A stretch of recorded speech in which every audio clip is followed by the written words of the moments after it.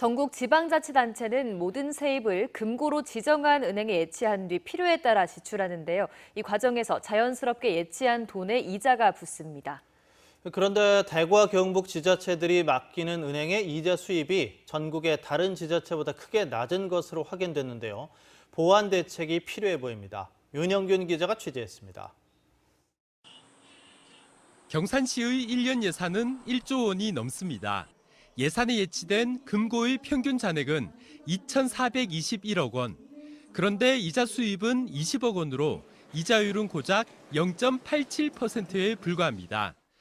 이처럼 지방자치단체 금고의 이자율이 0%대인 곳은 전국에 5곳, 경산시가 전국에서 가장 낮고 청도군도 세 번째로 적습니다. 경북의 다른 시군의 금고 이자율도 1%대에 머물러 있습니다. 이자율이 높은 영천시도 1.72%에 그칩니다. 대구도 비슷한 수준입니다. 달서구 금고 이자율이 1.41%로 가장 낮고 가장 높은 서구도 1.92%입니다. 나라살림연구소에 따르면 전국 지자체 금고 이자율은 1%대가 109곳으로 가장 많지만 2%대도 46곳, 3% 이상인 곳도 2곳입니다. 전국에서 가장 이자 수익률이 낮은 것으로 나온 경산시는 실제 약정 금리는 이렇게 낮지는 않다고 해명하면서도 공개할 수는 없다고 말합니다.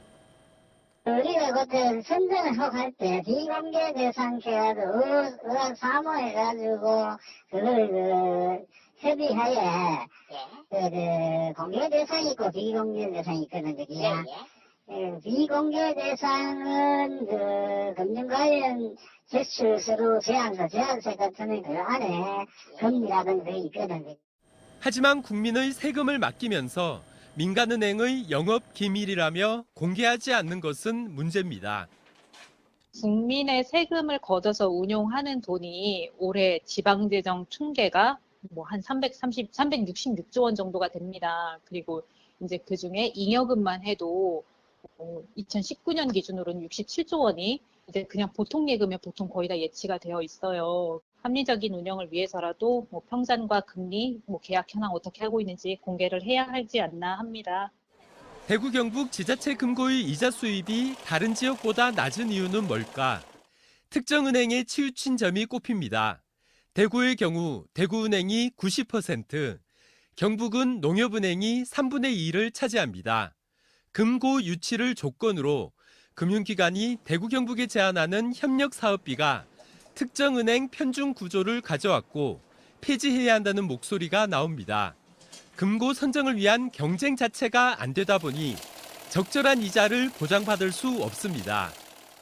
대구시에 돈을 얼마나 내놓느냐 이게 상당히 영향을 미치거든요. 배점에서 선정 기준에서. 그러면은 큰 그 은행이 아니면은 아예 이렇게 금고 선정에 경쟁에 참여하지도 못하는 그런 상황이 돼 있다는 것이 문제인 것이고.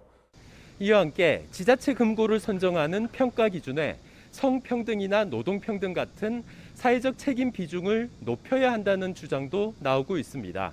MBC 뉴스 윤용균입니다.